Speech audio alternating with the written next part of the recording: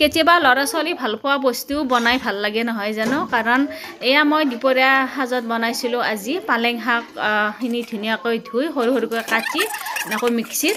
পেষ্টটো বনাই ল'লোঁ লগত আৰু মই কেইপিচমান নহৰু আৰু আদা দি ল'লোঁ কাৰণ গোটেইখিনি একেলগে পিচি ল'লোঁ অলপমান পানী দি কাৰণ ল'ৰা ছোৱালীয়ে শাক পাচলি খুবেই মানে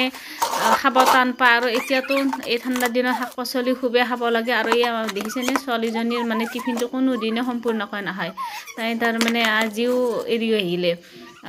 তাৰপিছত মই ভাততে দুটা আলু দি দিছিলোঁ অলপমান পনীয়া পনীয়া হয় যে সেইকাৰণে আলু দুটা দি মানে অলপমান গোটাকৈ বনাবৰ কাৰণে আগতে ভাতত আলু দুটা দি বইল কৰি ল'লোঁ আৰু ইফালে মই আদা নহৰু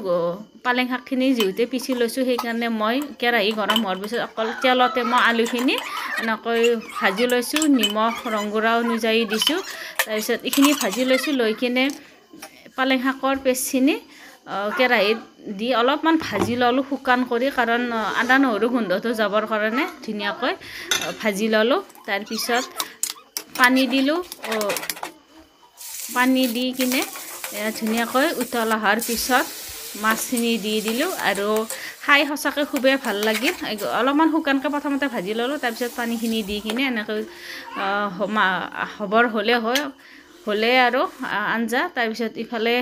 মিকিকে প্ৰথমতে ভাতখিনি খুৱাই দিলোঁ ভাবিছিলোঁ নাখাই বুলি সঁচাকৈ তাই ভাতখিনি ধুনীয়াকৈ খালে সোৱাদ পাইছে আৰু আমিও ধুনীয়াকৈ খালোঁ সঁচাই ভাল লাগে যদি আপোনালোকৰ ল'ৰা ছোৱালীও নাখায় এনেকৈ বনাই